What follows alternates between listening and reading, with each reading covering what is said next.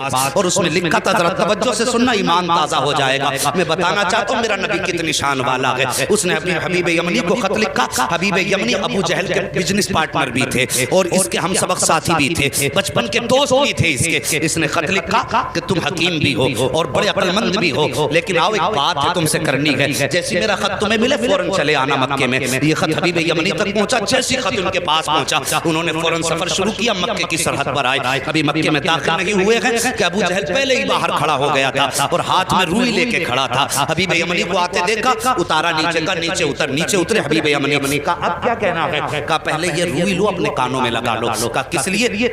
کہا کہ محمد کی آواز تمہارے کانوں تک نہ پہنچ جائے۔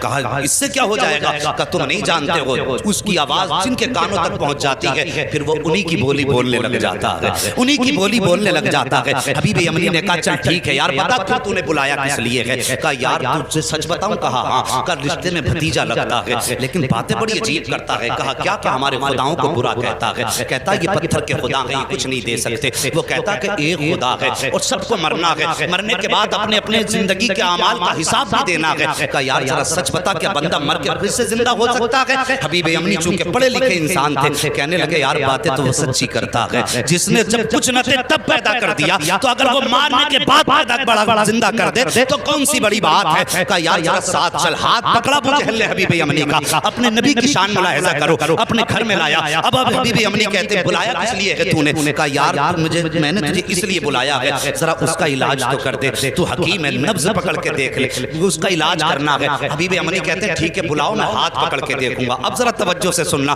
یہ دشمن کی بولی ہے، سچ وہ ہوتا ہے جو سر چڑھ کے بولا کرتا ہے۔ اگر کوئی اعلیٰ حضرت کو گالی دے تو اس کے بکواس کرنے سے اعلیٰ حضرت کے رتبے کم نہیں ہو جاتے ہیں۔ مخالف اسی کے ہوتے ہیں جو حق پہ ہوا کرتا ہے، دشمن اسی کے ہوتے ہیں جو سچ پہ ہوا کرتا ہے، کبھی اہل غیرے کا کوئی مخالف نہیں ہوا کرتا ہے۔ ذرا توجہ سے سننا پیارے۔ ابو جہل نے کہا تھا کہ میں نے تجھے علاج کے لیے بلایا ہے۔ کہا ٹھیک ہے بلاؤ۔ کہا کیا کرے گا؟ کہا نبض پکڑ کے دیکھوں گا۔ ابو جہل کہنے لگا یار اگر تو نے نبض پکڑ لی تو بات ہی ختم ہو جائے گی۔ کہا کس لیے؟ کہا ہاتھ مت پکڑ لینا۔ کہا کیوں؟ کہا جو اس کے ہاتھ میں ہاتھ دے دیتا ہے پھر وہ بولی اس کی بولنے لگ جاتا ہے۔ کہا یہ کہنا کیا چاہتا ہے؟ تب ابو جہل نے کہا تھا یار سن بات سچی ہے لیکن ذرا دماغ میں اتار لینا، ایک دن میں گیا تھا محمد کے پاس اور میرے ہاتھ میں پتھر تھے، میں نے جا کے کہا تھا بتا میری مٹھی میں کیا ہے، تو انہوں نے میری طرف دیکھا اور دیکھنے کے بعد کہا اگر میں بتاؤں تو کیا کمال ہوگا، اگر یہ خود بتائیں جو تیری مٹھی میں تب کمال ہو جائے گا۔ کہا میں خوش ہو گیا، میں سوچنے لگا یار اب تو یہ پھنس گئے ہیں، میرے ہاتھ میں پتھر ہے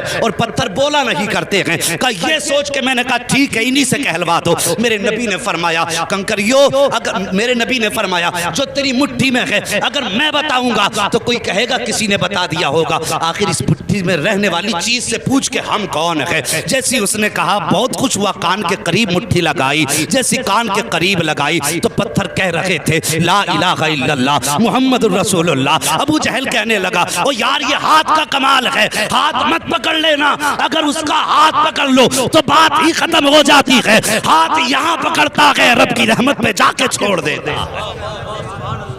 اللہ اکبر۔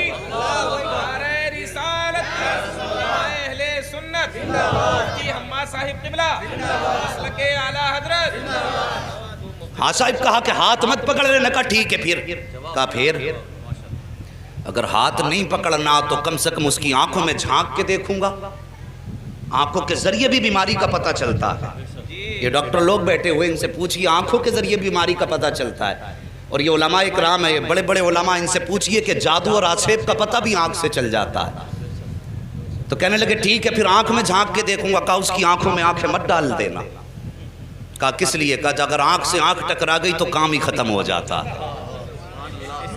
یہ دشمن کہہ رہا کہ آنکھ میں آنکھ مت ڈال دینا۔ کہا پھر؟ کہا اگر آنکھ سے آنکھ ٹکرا گئی تو قصہ ہی ختم۔ کہا کیا ہو جاتا؟ کہا ایک بار بلال کی نظر پڑ گئی تھی محمد کے چہرے پہ، پورے مکے نے مارا، یہاں تک کہ جسم سے خون بہا، کھال جلائی، چربی پگھل کے جلی۔ میں نے کئی بار مار کے کہا تھا محمد کا دامن چھوڑ دے۔ کہنے لگا اس کی آنکھوں کا کمال یہ ہے کہ جب سے اس کی نظر محمد کی نظروں سے جا کے ٹکرائی ہے، دنیا کا ظلم ایک پلے میں، بلال کی ہمت ایک پلے میں، وہ دنیا چھوڑنے تیار ہے، محمد کو چھوڑنے تیار ہی نہیں ہوگا۔ بس آنکھیں بھی مت دیکھ لینا۔ تو کہا یار پھر بلایا کس لیے ہے؟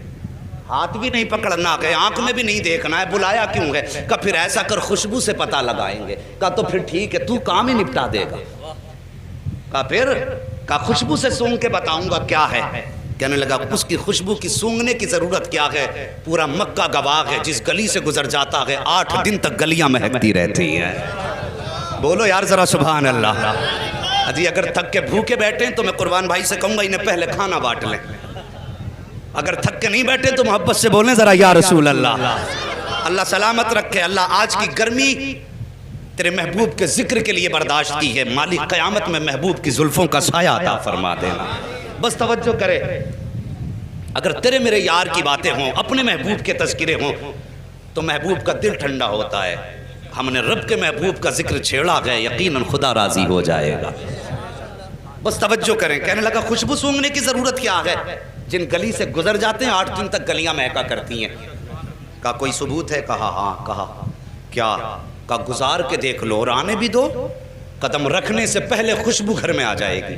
ایک دن میرے نبی نے نا اپنی زوجہ حضرت خدیجۃ الکبریٰ سے کہا تھا، خدیجہ 25 سال ہو گئے میرے ساتھ، 25 سال میرے ساتھ ہو گئے تمہیں، لیکن کبھی محمد کو دروازہ بچانے کی ضرورت نہیں پڑی۔ سارے بولو صلی اللہ علیہ وسلم۔ کبھی دروازہ بجانے کی ضرورت نہیں پڑی۔ بتاؤ میرے آنے سے پہلے ہی جیسے قدم دروازے پہ آتا ہے تم دروازہ کھول دیتی ہو، کیسے پتہ لگاتی ہو؟ تو کہتی حضور آپ اپنے دروازے سے پہلے والے چوراہے پہ ہوتے ہیں، کہ آپ وہاں ہوتے ہیں، خوشبو آپ سے پہلے گھر کے اندر آ جایا کرتی ہے۔ امام احمد بن حنبل کے پاس ایک بزرگ آیا کہ کہنے لگے حضرت مجھے بیٹی کو رخصت کرنا ہے، بیٹی کو رخصت کرنا ہے۔ کہا پھر؟ کہا میری بیٹی پیدا ہوئی، مجھے بڑی خوشی ہوئی، میں نے منت مانگ لی تھی کہ اپنی بیٹی کو دنیا کی ساری چیز جہیز میں دینی ہے۔ حضور میں اس وقت امیر تھا لیکن اب بڑا غریب ہو گیا ہوں، میری یہ نظر پوری کیسے ہوگی؟ آپ نے فرمایا جا قرآن بیٹی کو جہیز میں دے دے، دنیا کی ساری دولت چلی جائے گی۔ حضور کی بارگاہ میں بزرگ آئے، عمر رسیدہ تھے، کہنے لگے حضور میں بیٹی کو رخصت کرنا چاہتا ہوں، حضور کوئی تحفہ آپ کی طرف سے ہو جائے۔ میرے نبی نے فرمایا جاؤ بیری کی لکڑی توڑ کے لاؤ۔ وہ ایک لکڑی توڑ کے لائے، حضور نے نا یوں، توجہ ہے اشکر بھائی، حضور نے یوں اپنے بازو سے رگڑی اور اس پہ سرکار کا پسینہ لگا اور فرمایا جاؤ یہ عطر اپنی بیٹی کے لگا دینا۔ کیا فرمایا؟ جاؤ یہ پسینہ میرا اپنی بیٹی کے لگا دینا۔ مورخین نے لکھا ہے لے کر کے گئے وہ پسینہ سرکار کا بیٹی کے لگایا، جب داماد آئے گھر کے اندر تو وہی پسینہ داماد کے لگایا۔ اللہ اکبر۔ مورخین اور محدثین فرماتے ہیں کہ ان میں تو خوشبو آتی رہی جب تک جیے، لیکن ان کی 7 پشتوں تک مصطفیٰ جان رحمت کی خوشبو آتی رہی تھی۔ اور امام قسطلانی جو سرکار کے 900 سال کے بعد پیدا ہوئے، آپ فرماتے ہیں جب میں اس گلی سے گزرا جس گلی میں وہ نسل آباد جس پر مصطفیٰ کا پسینہ لگا تھا، امام قسطلانی فرماتے ہیں 900 سال گزر گئے، 900 سال کے بعد ایک بچہ میرے سامنے سے گزرا، جب میرے آگے سے گزرا اس کے بدن سے مدینے والے محمد کی خوشبو آ رہی۔ کہنے لگا سونگ مت لینا ورنہ 7 پشتوں تک مہکتا رہے گا۔ کہا جی پھر تو ہو گیا کام۔ حبیب یمنی نے اٹھایا اپنا سامان اور چل دیے۔ بھائی کدھر جا رہے ہو؟ کہا علاج کا تو طریقہ ہی نہیں بچا، ہاتھ میں نہیں دیکھ سکتا، آنکھ میں نہیں جھانک سکتا، خوشبو میں نہیں سونگ سکتا، تو بتا پھر علاج کیسے کروں گا؟ بھائی راضی ہو جا، غصہ نہ ہو، ٹھنڈے دماغ سے ذرا کام لے، بیٹھنا ہم انتظام کر لیں گے۔ کہا پھر؟ کہا ملاقات کر لے۔ کہا ٹھیک ہے ملاقات کر لیتے۔ جگہ کا تعین، کدھر جانا؟ کہا ان کے ہاں تو نہیں جائیں گے، انہیں اپنے گھر بلا لیتے۔ توجہ کرنا، کیا کہا؟ انہیں اپنے، ذرا سارے کہہ دو، اپنے گھر بلا لیں گے، اپنے۔ کاش اللہ اس آمد کے صدقے میں آج بھی مصطفیٰ کی آمد ہو جائے، واللہ وہ سن لیں گے، فریاد کو پہنچیں گے، اتنا بھی تو ہو کوئی جو آ کرے دل سے۔ کہا گھر بلا لیتے۔ المختصر یہ فیصلہ ہو گیا، سرکار کی بارگاہ تک خبر پہنچی، اسلام کا ابتدائی دور ہے۔ کہا حضور آپ کو فلاں جگہ پہ آنا پڑے گا۔ ابو جہل جس کا لقب ہے، مشہور ہے دنیا میں لفظ ابو جہل سے، کیونکہ میرے نبی نے ایک بار ابو جہل کہہ دیا تھا، آج تک پوری دنیا ابو جہل کہہ رہی ہے، اور حضور نے ایک بار کہہ دیا تھا تمہارا نام ابو ہریرہ ہے، پوری دنیا سے نام بھولے بیٹھی ہے۔ حضور جو کہہ دیں وہی پتھر کی لکیر ہے۔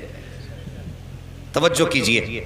کہا ٹھیک ہے لیکن جب یہ خبر ہوئی کہ حضور ابو جہل کے گھر جا رہے ہیں، اصل نام ابو جہل کا عمرو بن ہشام ہے، کہ عمرو بن ہشام کے گھر حضور جا رہے ہیں، باتیں ہونے لگی کہ دشمن کے گھر جا رہے ہیں، حضور کا دل تھوڑا رنجیدہ ہوا، یا اللہ مکے میں ایسی باتیں ہو رہی ہیں۔